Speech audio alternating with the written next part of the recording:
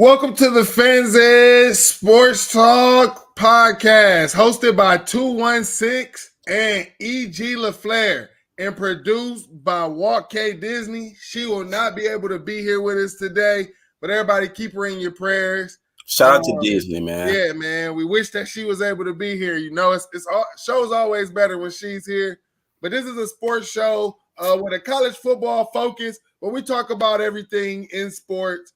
Make sure that you're following us on all of our social media platforms at the Fans Edge Sports Talk or just the Fans Edge.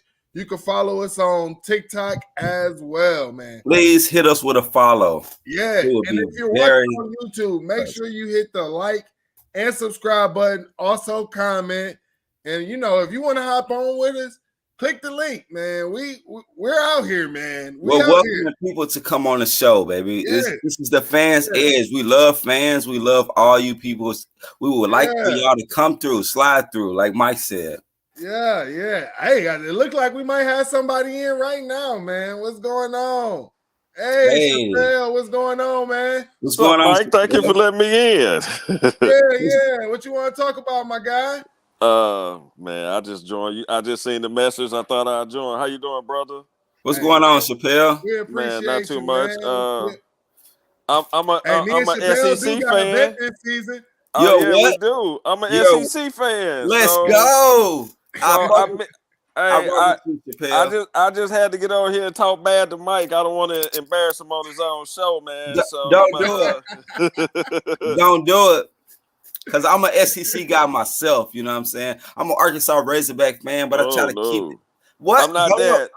I'm from Arkansas. I played football at Arkansas State, so I got to keep it real on that one. But okay, I got friends that played up there, that play up there. So I'm not against them, but, you know, I'm against them. Hey, man, we're building up.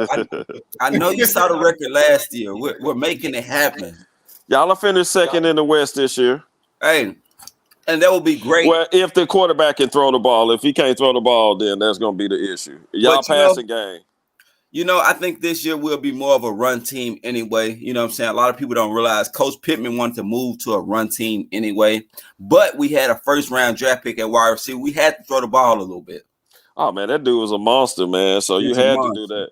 But I mean, even in his catches, when he caught it, he took it to the distance just because how big and fast he is. He's a special player. Yeah, he finna wreck shop in the league too. So everybody will see that. I know everybody talking about it right now, but yeah, they definitely gonna see that. But you know, Mike them sent 6 wideouts went in the first round. So, you know, hey. Ohio State is crazy right now. I have to admit, man. Those guys are just different right now, man. Well, on offense they is. I mean, on offense, but that's they're not. From one thing, I want to see how tough they be in the league because they so fast, and the Big Ten really sorry like that. I want to see if they can take some hits. You know what I'm saying? In the league, you got to be able to take some hits and the game get physical. That's what I work. Hey, but look at the quarterback. I mean, not that God rest his soul, but you know what I'm saying? He was throwing to a whole full a bunch of NFL dudes. He get it within their route anywhere in. They'll jump around. They had a huge catch radius, so they caught everything for him. I like this guy. Once he got in the league, he really couldn't. You know, like I said, I won't. I got a whole different topic. Joe Burrow is the man, but Joe Burrow didn't even go there. They the man that was good. They let him come down south and look. They let him come down south and get his grind on.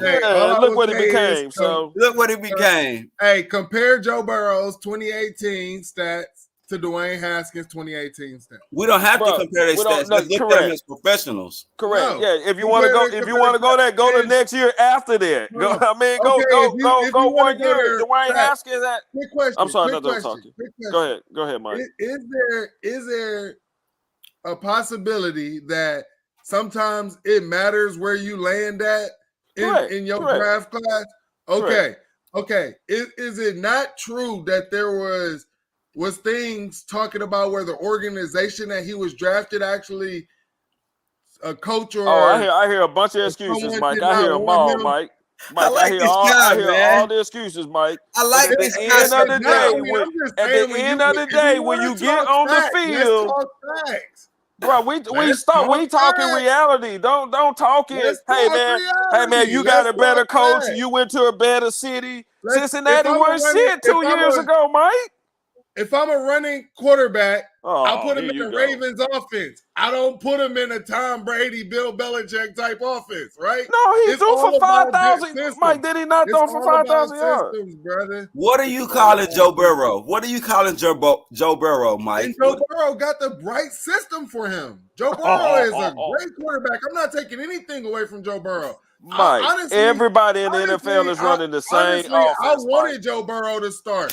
I wanted Joe Burrow to start and Dwayne Haskins to wait another year. You would have got you a ship if you started. You would have got you a ship. You hear that? You hear I don't that? think we would have got us a ship because our defense was terrible. It wasn't Dwayne Haskins' fault. It was our defense fault.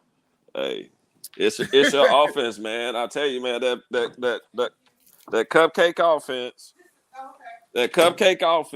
and always translate to a soft defense. I've been trying to tell people for years. Everybody that run them spread offenses and them happy offenses, they cannot run the ball. That's why Arkansas gonna manhandle people. Kids don't like to get dirty and get manhandled no more, and that's what Arkansas gonna do to people. They gonna manhandle, get dirty with you in them trenches, and that's where the game is won and lost. That's why Ohio State can't stop nobody because in the trenches they got a bunch of cupcakes. So, what would you call? What did you call Ohio State's defense in 2019 then? Oh, Mike, you still going back years, Mike. You got to stay right here. We got to stay in present time going forward. Oh my God, we're talking about it's the same offense. Okay, Ohio State has to score 40 to win the game. They got to score 50 to win, bro. 50. Your statement was an offense like that creates a soft defense, and that's just completely untrue. Yeah, but hey, 2019 was that his first year, Mike? I'm sorry not to cut you off. I'll let you finish. Okay, go ahead, Mike. I'm sorry. Let me finish. I said now, after Jeff Hafley left after only being there 1 year and fixing the defense and turning it back into a top 15 defense, we ended up with a defensive coordinator who had never been a defensive coordinator before, with Kerry Combs. And he didn't have it. And then we go right into COVID, a COVID year where in the SEC, they let y'all play football.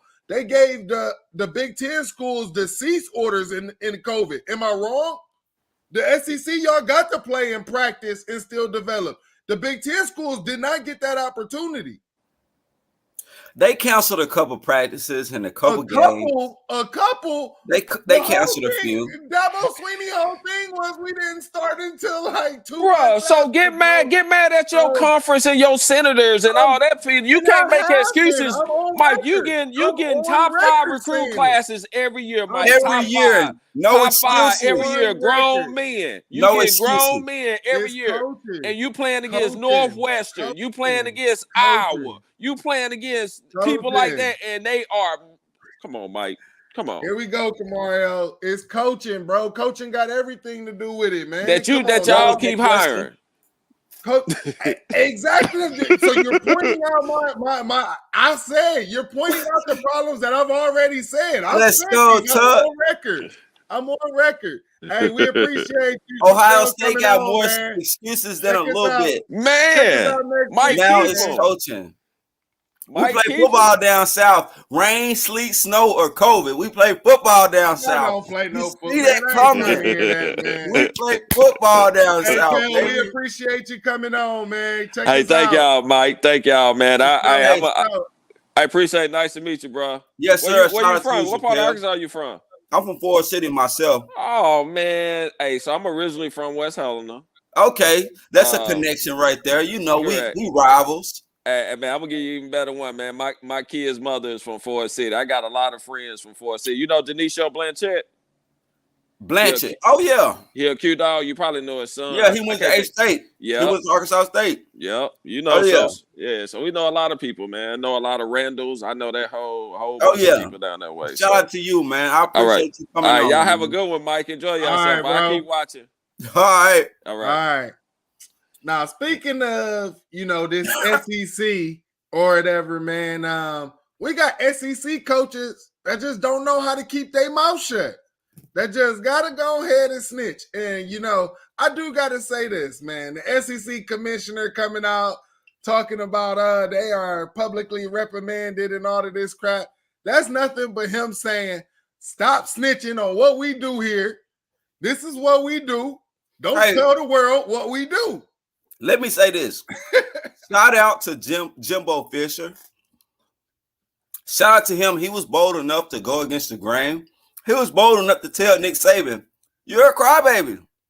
You miss out on a player, and you make all these public allegations, and you make all this public stuff that you don't know if it's true. You can't say a guy paid for a guy. You can't say that. We can say that about Nick Saban for years. But shout out to Jimbo Fisher, who was bold enough to say in the press conference that all Nick Saban coaches know, and everyone who's worked under him knows, that he's a crybaby when he don't get his way. Because we know this. Is this the fall of Alabama? Will Alabama fall soon? Nick Saban sounds vulnerable, if you ask me. I mean, this was, what he did was at a donors thing. And to be honest, a lot of people can take it as we do got some people in here. I'm gonna let y'all in, but I'm gonna keep y'all muted. All right. I'm gonna let y'all in, but I'm gonna keep y'all muted. So the one thing Nick Saban did do is the way he came in, he's like telling them, hey, we gotta raise money. Right. This is what's happening. This is what gotta be done. Now, he should have known that nothing can go ahead and be, nothing can be kept secret. He had to know that somebody was recording this. He had to know that it was going to get out publicly. And just saying other people's names, putting other people's names in your mouth, I just think that was the wrong way of doing it. That was the wrong way of doing it. Yes, speak about the issue, but other than keep folks' names out your mouth. You know what I'm saying? Hey, I know we got Tok Deloc. Tok Deloc. What's going on, man? Shout out. What's good? Tok Deloc and Mario, what's good? Let us know what's going on, man. What up, man? What's going on, my guy? Trying to see what y'all got to say about Alabama today, bro. That's all I'm on here to talk about. It's the fall of Bama, the rise of USC. Go Trojans. Oh, what? We got a USC fan in here. No, not USC. I'm trying to see what since this downfall of Alabama and Nick Saban, I'm trying to clear it up, man. Hey, look, no, this ain't the fall. This only the rise. Hey, listen, Mario. If you ask me, gone in 3 years. If you ask me, Saban sounded vulnerable. He sounded like he was crying when he got there. Like, you don't complain about a guy getting $1 million when we know what's going on under the table at Alabama. Okay. We know how those guys are living. We know that. Let's go. Okay, you remember the college football playoff? Okay. He said, no, let's not do it because it's going to diminish the bowl game. Mm-hmm. You remember that? He came out crying. I remember that. Remember he said, don't do transfer portal. It's going to make free agency in college football. He was crying. Right. We got the top transfer class in the nation. Okay. Top 3 transfer portal class in the nation. Okay. He was crying about the hurry up offenses for the defenses. We adjusted. We don't have a top bad defense no more, but our offenses be top in the nation every year now. But he was crying when he said that. So now, for example, bro, NIL is good because it was built to when you sign and when you come in and perform, you make money off your name, image, and likeness. Okay. Now the negative thing to that is Texas A&M is paying to play, bro. They paying these guys to sign. Now for one, in the past, Alabama, we do our thing. We buy charges, challenges. But once you sign and you come in and perform, that's when you get those benefits. But we not paying nobody to sign with us or to, hey, we got $1 million for you right here. Go on, sign on that dotted line, woo the woo. You know what I'm saying? That's basically what Saban was saying. You know what I'm saying? So listen, Tuck, let me pause you. So you telling me those guys are getting their money just to sign? Yeah, Texas A&M for sure. Because 30 players, like they had one of the largest classes I've ever seen with some of the top players I've ever seen. You mean to tell me just to sign those players got money? Yeah, You definitely, bro. Okay, don't think Mario, that are you don't you think that saying EG? that these? Are you saying I that don't think these so. other former players that have came out and said that Bama has offered them money to sign are lying? How many years has Jimbo Fisher been a head coach? For a long time Wow, now. For a long long time. time. Has he ever had a top recruiting class? At Florida State, At Florida that State, year, they had one. He yeah, had Florida one. State, He they had had a one, top and five. he inherited a lot of those guys. A lot of them. Okay. So you telling me after the year that A&M had, the last couple of years, because they ain't won nothing for real. If we being serious, they ain't won nothing. You telling me that he's turned into a great recruiter and has gotten such a good staff around him now to where they're able to go get every top guy, almost every position? Well, listen, That's let me not how tell you that works, this. bro. That's Let me not tell how you it works. this. Let me tell you this. Let me put this bug in your ear. So Texas A&M is a huge school with a lot of revenue. Like they make a lot of money just being Texas A&M, You making a regardless of point. wins and losses. And all these boosters are coming from every area when you know that They got NIL oil deal. money at Texas You A&M. making the point right now. You making the Yeah. point, bro. They got paid to sign. But I get But that. my But I thing don't think. is Bama has done it too. Do you Bama think has Bama is paid- not paying Bama guys has when they paid sign? sign too. I just told y'all what Bama do, bro. I just told you. I said Bama don't pay nobody to sign, bro. Once you sign and you come in and perform, then you start getting your charger, your challenger, your money. You know what I'm saying? We didn't pay Bryce Young to sign, bro. Bryce Young came in and he had that NIL deal lined up. Then I'm he started talking making about his millions of dollars. Before NIL. Because You're what telling Bama me- look like? What Bama look like paying somebody to sign when we could take a 3-star and make him an NFL first rounder? I don't We know. got Like, somebody in the comments. They said, "Forgive my ignorance, but are these rules they're breaking by paying to sign, or is it just people not liking it because causes the controversy?" people don't like it. Like, my thing is, Nick Saban didn't like it. He wanted to say, well, this guy got $1 million to go there. Who knows that? We don't know that. What if people are leaking what you've been doing? Leak it, bro. They Leak it. Do you? did Okay. report that he signed $1 million NIL deal I mean- before he got there. Like, so it's Saban not been like in the they're saying, game. like, Saban been in Alabama since 08, bro. You think what I'm has just came gonna out, bro? say this. I'm gonna tell you why it looks bad on Saban because It looks when bad, people- bro. I'm gonna tell you why it looks But bad on Saban We gonna because look damn good in the end. it wasn't just long ago that people was asking Saban about his program. It was just a couple months ago. People was asking Saban about his program and what they were doing in NIL. And Saban said, I don't know. Same thing with Jimbo. Jimbo said the exact same thing. I don't know what they are doing in the back office. That's what these two guys said. But now all of a sudden, Saban saying that he know what's going on at such and such a school. How you know what's going on at such and such a school? it's You don't know what's going on at your being school. reported. I'm sure 'Cause you we read the all same know what's reports going that on. we bro. read. Saban know, bro. Saban knows. Saban got ties in the Big Ten. Saban got ties in the ACC. Saban got ties all over.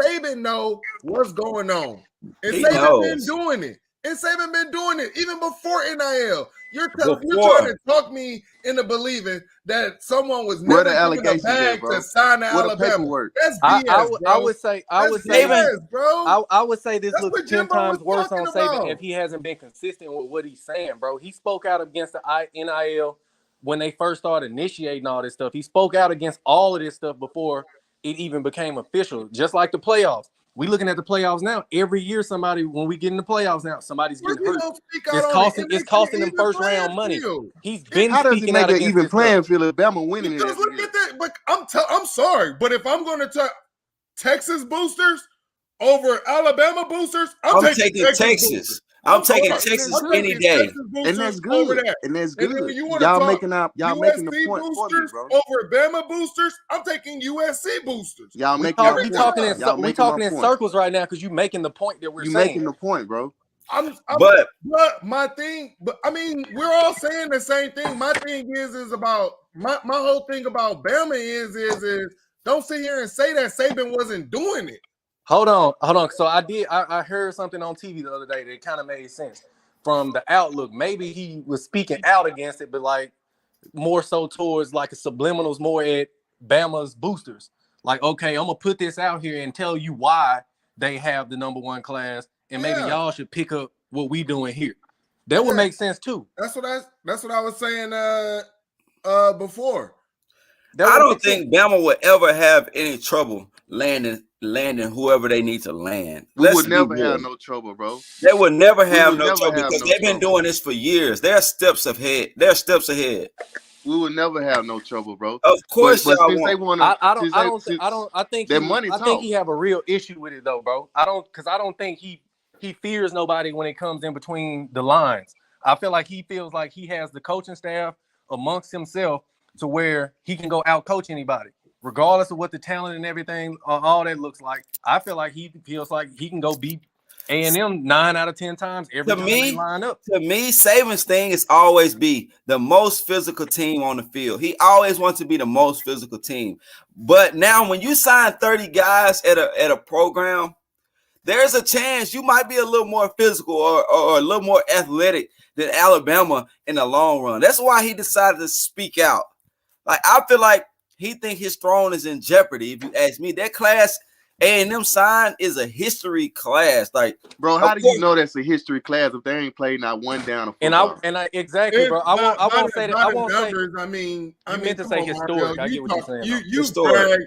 You bragged about number one recruiting classes and all the time. And we got to back it up. I'm not trying to hear that, bro. They got a number one round picks to back it up, right?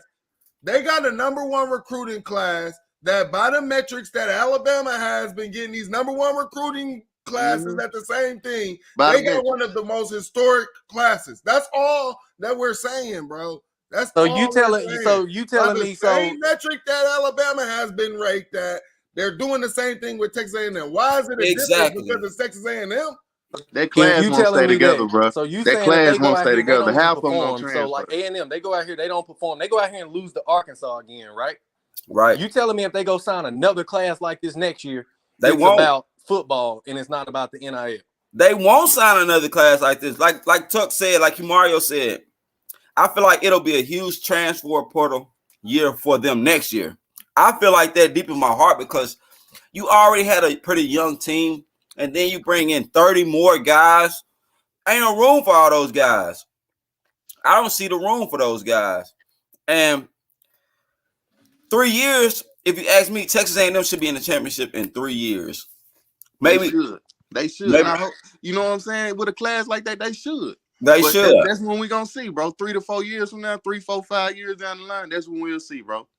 Exactly. Because we signed top classes and we got niggas that transfer that's top niggas too, bro. So it's the new age that we in, bro. You're not gonna keep every top. Mario, top I got a question to ask you, man. What is up with that Jai Hall? Oh my God! Because I don't even think he's on the roster at Texas anymore. He's a nut. He one of these new age kids, bro. Like, he just sorry, bro. He's sorry, bro. He don't want to work for nothing. He want everything handed to him.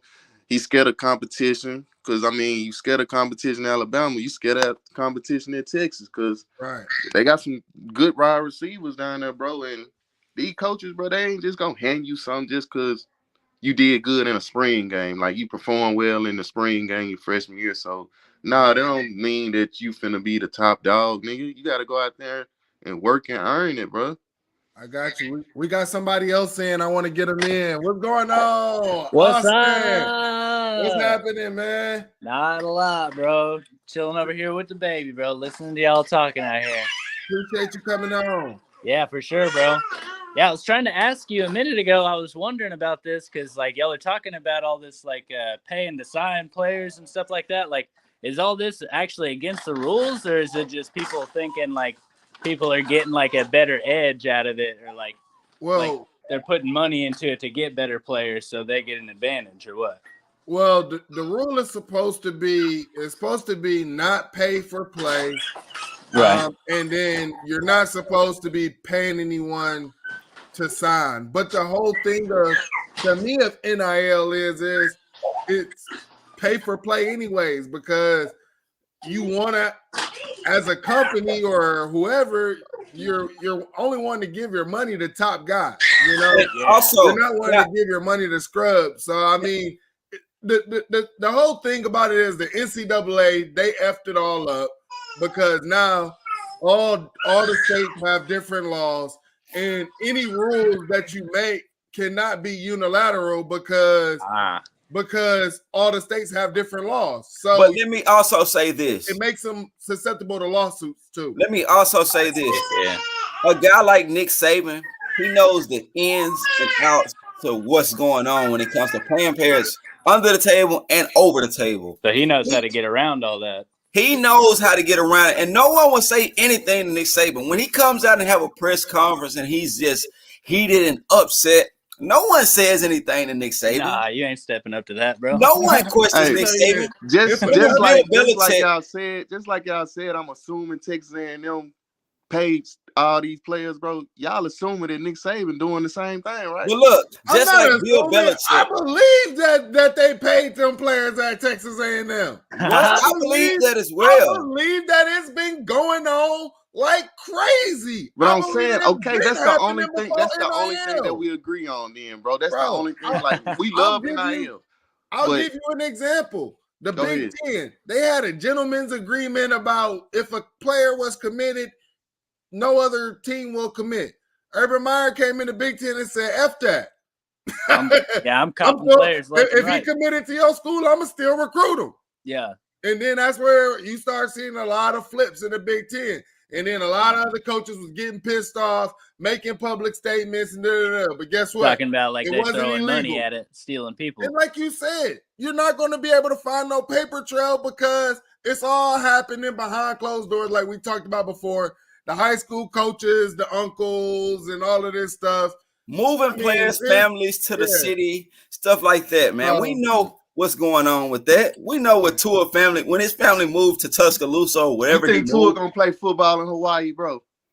It's not What? even you could have played You at think Tua USC. wanted to You play could have college played at football in Oregon. Hawaii? I mean, but they're known for going and playing at USC and staying on the West Coast. UCLA got a lot of Hawaii guys. To go- USC ain't to did go- nothing in the The past. whole Pac-12 is full of Hawaii guys. Okay, Right. then. So instead of him moving to California and doing it, why he can't move to Alabama? Because we the ones with the motion.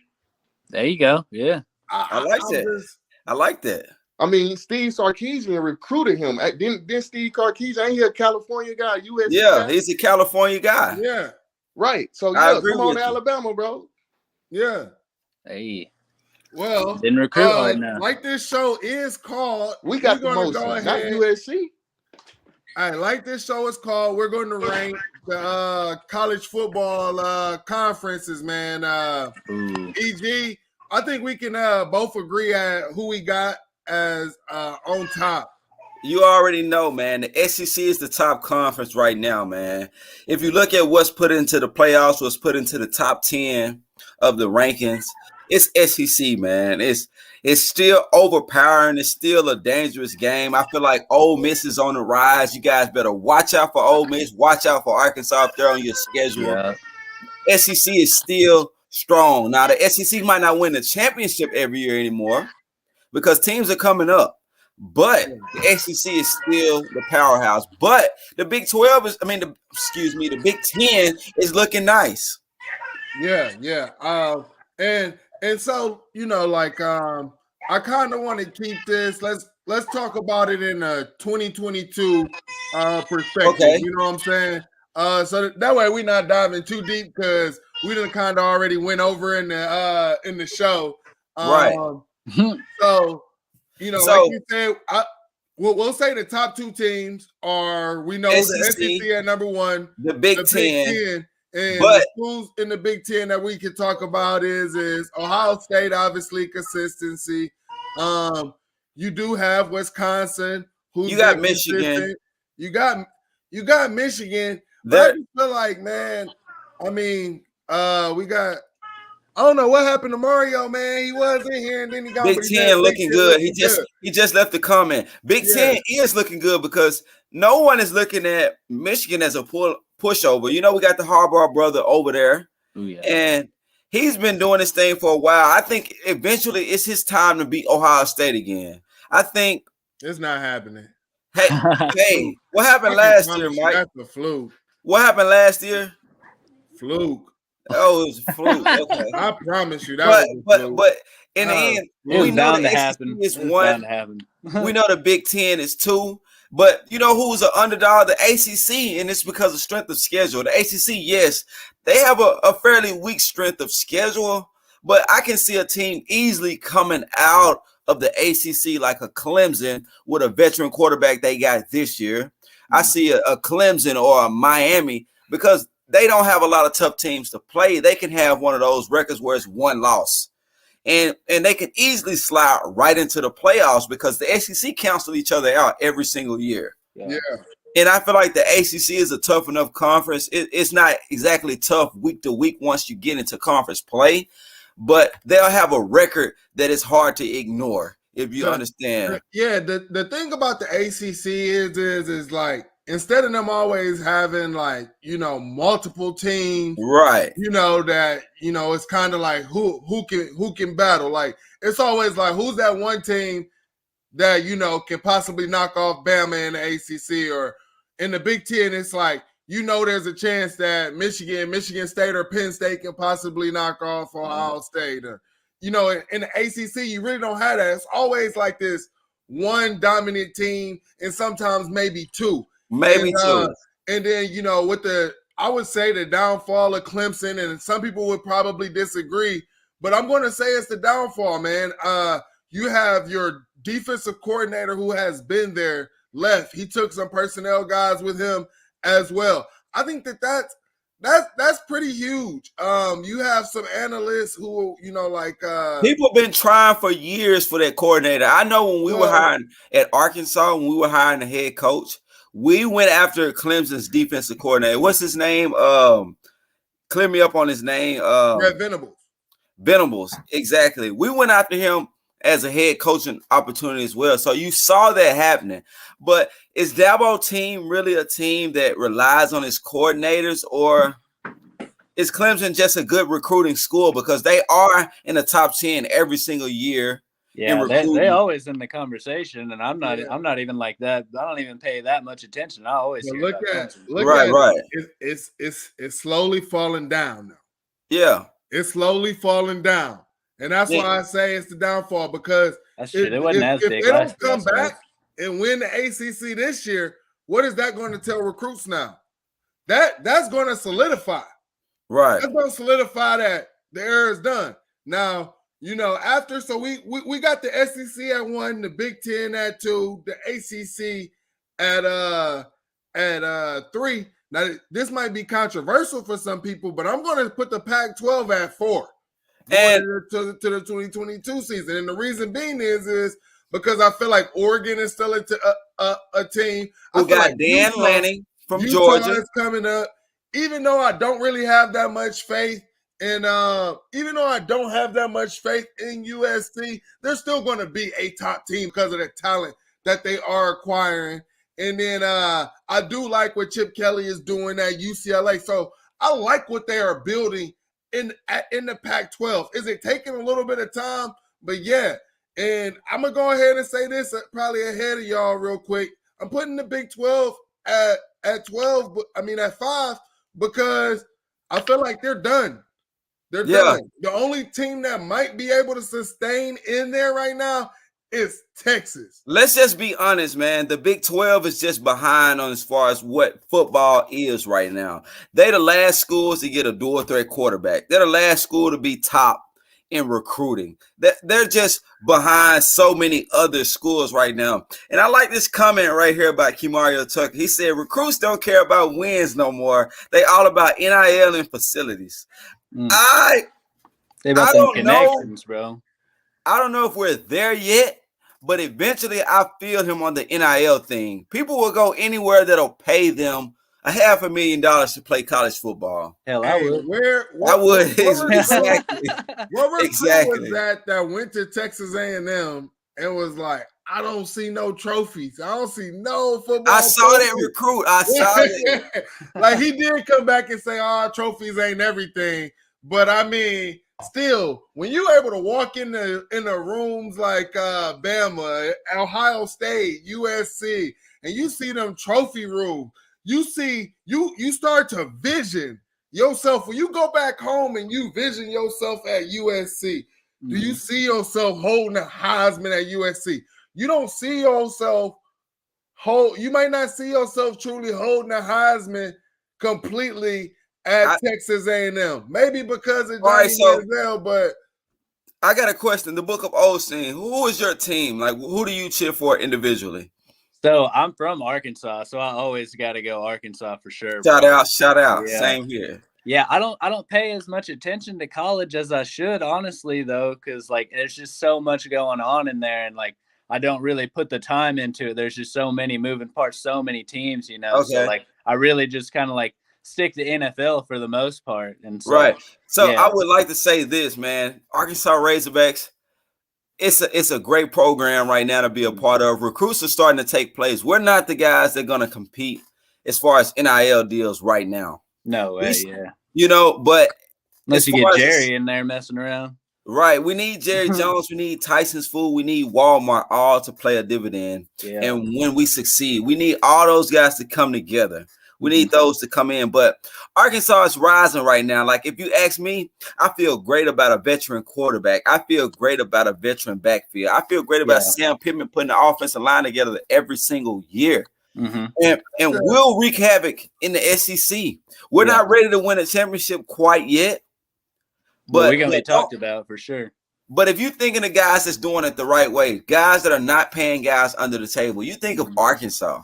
Yeah. We'll win some games without cheating, without paying those guys money to come play for us. But if you ask me, I hope we get with the program. I wish we could pay guys. Give a guy a challenger to come there. Give a top recruit a challenger. Please do that. Yeah, because we're building. It sounds like we're building our system around it, and like we're not dumping that money into it. We're trying to get our foundation first, you know. Right. Yeah. And Sam Pittman knows because he's been at Georgia. With Georgia, I live in Athens, Georgia, right now. When I tell you the athletes got a special place to park on campus, they have nicer cars than my grandparents have. They have all the nice cars you can think of. They have those parked in those special spots, and you can't tell me those guys are not being paid to go there. Right, yeah. With all due respect, I love Georgia. I love everything they have going, but those guys are big money guys. Yeah. Those are big money people. We're not there yet, but Sam Pittman knows what it takes to get there. So shout out to Arkansas. We're on the rise, baby. We're on the rise. Yeah. So, that's what I'm waiting for, bro. Yeah. It's coming. Trust me, the Book of Osteen, it's coming, my guy. Hell yeah, I'm ready for it, bro. It came out this week. You know, the TV networks. I don't know if a lot of people know this. You know, if you're a college football fanatic like myself, you probably know this. But what the TV networks do is they kind of have their draft, and there's big games that they draft on. So you got the Iron Bowl is one of those. The Red River Rivalry is one of those games that gets drafted on. The Ohio State-Michigan rivalry game is a game that gets drafted on. And then you talking about the biggest non-conference game. So you're talking about the Texas, the Alabama, the Ohio State, the Notre Dame. Exactly. And so Fox ended up getting the Texas and Alabama game. That's I want to say week 2. What people need to understand is the SEC is used. See, the Big 10 and the Big 12, we used to these Fox big noon kickoff games and everything. Right. At odd hours. Alabama ain't used to it. Texas really don't want it. They felt Alabama like they was going to get a night football, game. Baby. Yeah. Right now, there's a petition going on right now to try to get that to not be a noon game and to be a night game. But I doubt that that's going to happen because it's probably all these Texas Ohio bars trying to get Notre that money, Dame bro. will be kicking off because ESPN, ABC went ahead and got the Ohio State Notre Dame game, which I, as a fan, am glad that it's a primetime night game in the show. And I'm looking at the schedule. I'm looking at our outline right now, and I'm looking at Georgia versus Oregon, September 3rd. Guys, I know this is a bold prediction. This is a bold statement. But I think Dan Lanning might beat Georgia. I think Georgia has the possibility of losing 2 to 3 games next year. And it's starting the season early. Like you said, on primetime TV at 3:30. What TV show is hosting the Georgia versus Oregon game? I think that they will be a ESPN ABC game. ABC. Okay, so I think that will start off one of the very first upsets. I think Georgia could be vulnerable next year, even though Georgia's a team that locks and loads every year. Yeah. Top 5 recruiting Are they class. coming back full strength? Like last year, they were what everybody's talking about. Georgia lost their defensive coordinator to Oregon, who they played first game. Yeah. And also they got Bo Nix, who came from Auburn, who went to Oregon. That's their quarterback. This is a lot of SEC in the Pac-12 right now. Mm-hmm. And so if you ask me, Oregon defense will be 3 times better than it's been in the last 5 years.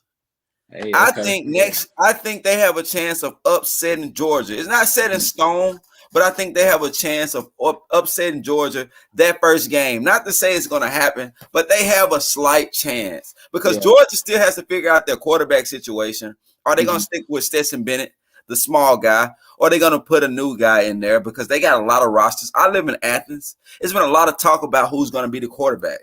Even though Stetson won the national championship, they're still talking about replacing him, which I don't understand why.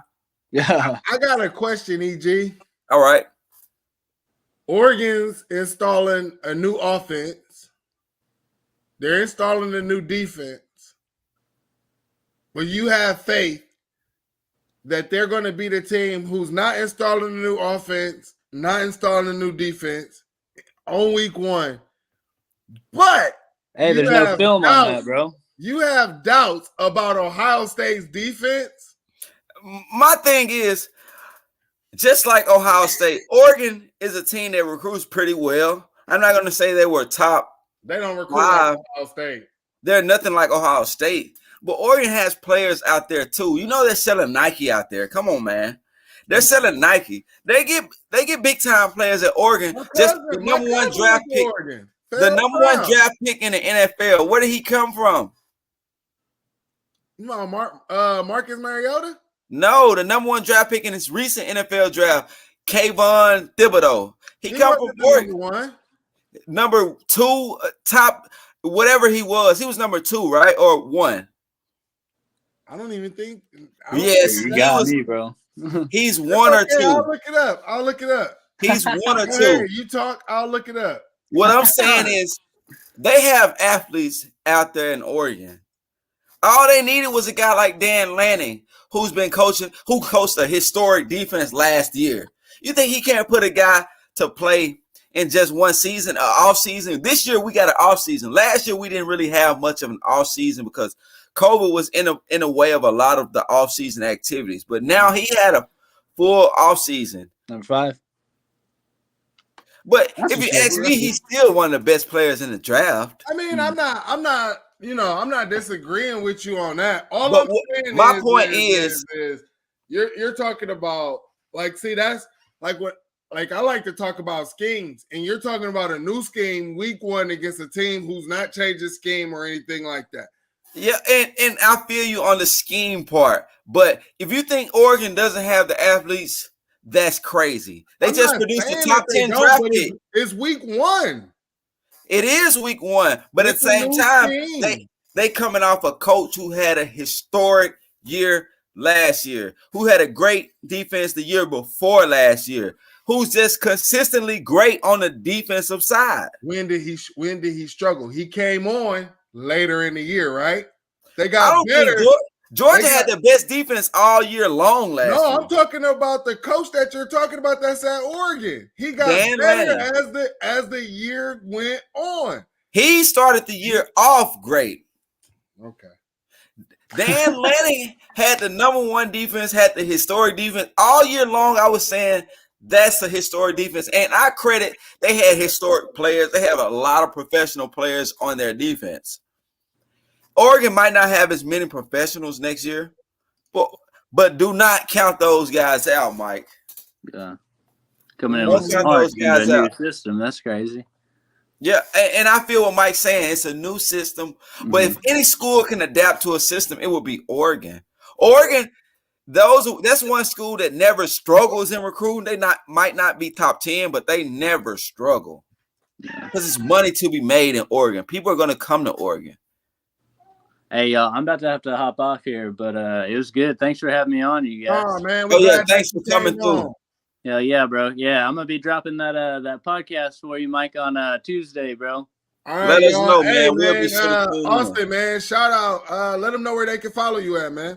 Okay, bet. Yeah, on Instagram, Facebook, everything. Twitter, it's at the Book of Austin. I'm on Spotify, Anchor, YouTube, everything under the Book of Austin, Life of Detours. We got Mike coming on, telling a little bit about his life story growing up, coming up on Tuesday. You want to know why he's so ornery? You could probably hop on there, figure that out, bro. Yeah, all right. Sounds good. Austin, I'll be sure to tune in myself, man. All right, and put my followers onto it. I'll make sure we link up on that edge. All right, bro. Yeah, we'll get you on later, my man. All right. Thanks for coming through, bro. All right, see you, bro. All right, man. Appreciate it. Yeah. All right, everybody. That's basically the show, but I really want y'all to know that we got some special things coming up for you all, man. We're going to be putting together Fans Edge College Football Fantasy. It's going to be the 10 to 12 people a league. Depending on how many people we have signed up, we might just have multiple leagues. So I will definitely be keeping you all posted on that. And also, EG, we got an interview and a special guest coming up this Thursday. Let's go. Yeah. I'm excited about the special guest, man. I think he's coming from the ACC. Yeah. Let's do it. Yeah, I'm excited.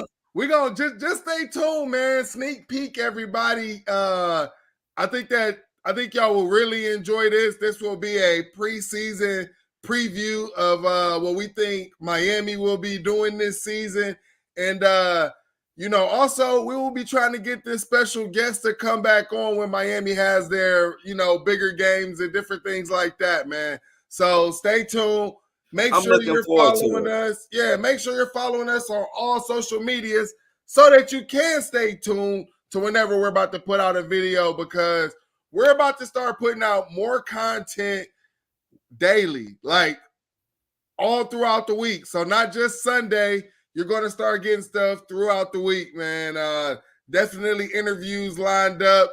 We're talking about content coming from the ACC, the SEC, and we're excited. We're excited to bring this content because it's been a while since we broke down the ACC. People don't know it's good things happening in the ACC. I'm excited to break down the ACC. It's fairly new to me. It's not new because I look at all of college football in the whole. But, breaking it down in a way I'm going to break it down is fairly new to me, and I'm excited. I'm excited to learn and go off what we have. I'm excited for the guest. Shout out to him. I'm excited to see him on the show. Yeah. So be looking for that. We will sneak peek that this week, who it will be.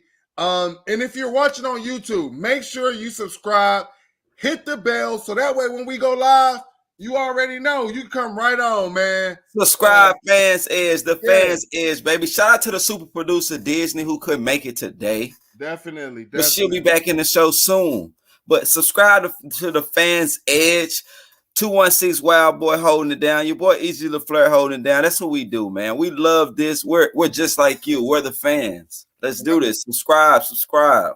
Hey, shout out to all the fans that came on today. Y'all make the show, man. Driving the conversation. We love it. We appreciate y'all, man. And we are out of here.